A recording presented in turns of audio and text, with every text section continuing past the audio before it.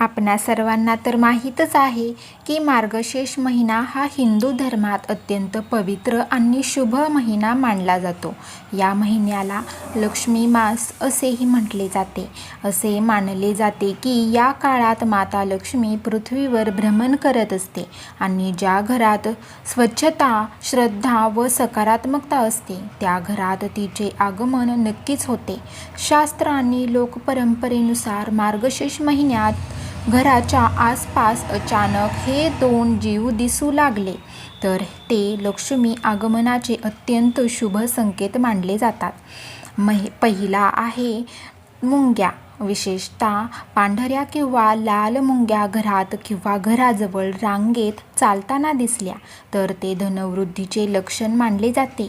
मुंग्या गोड पदार्थाकडे आकर्षित होतात आणि लक्ष्मीला देखील गोडवा, समृद्धी व आठवण यांचे प्रतीक मानले जाते. त्यामुळे मुंग्यांना कधीही मारू नये.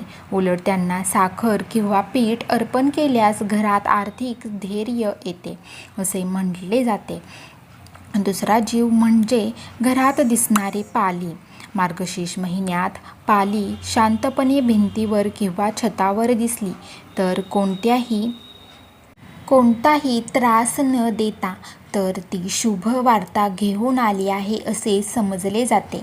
पालीचा अचानक दिसणे म्हणजे अडकलेली कामे मार्गी लागणार, कर्जातून मुक्ती मिळणार किंवा घरात सुख समाधान वाढणार असा संकेत मानला जातो.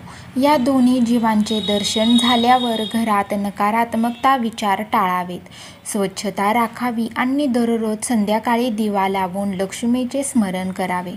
मार्गशीर्ष महिन्यात असे शुभ संकेत मिळणे म्हणजे माता लक्ष्मीची कृपा सुरू झाली आहे असे मानले जाते. म्हणूनच या पवित्र महिन्यात हे दोन जीव दिसले तर घाबरू नका. उलट मनात कृतज्ञता ठेवा, कारण ते समृद्धी, धनलाभ आणि सुखशांतीचे प्रतीक मानले जातात. तर मार्गशीर्ष महिना संपत आलेला आहे, तर तुम्हाला यापैकी कोणते नवीन संदेश मिळाले आहेत ते नक्कीच कमेंट करून सांगा.